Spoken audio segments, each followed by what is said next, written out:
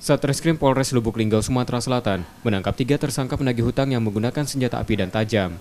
Tersangka masing-masing Dian Saputra, Iwan Antoni, dan Lukman. Mereka ditangkap setelah laporan diterima polisi. Dari tersangka, polisi menyita 2 pucuk senjata api laras pendek jenis revolver dengan 4 butir amunisinya dan 1 senjata tajam. Modusnya adalah mereka menagih hutang kepada saudara Sumarni di daerah Lubuk Linggau, kemudian mereka mengeluarkan senjata api rakitan tersebut.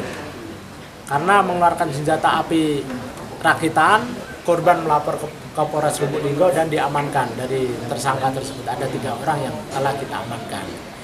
Selain kepemilikan senjata api dan senjata tajam, tersangka Iwan Antoni melakukan pencurian dengan cara menagih hutang dan ambil paksa barang korbannya. Faizal Agustiawan, Kompas TV, Lubuk Linggau, Sumatera Selatan.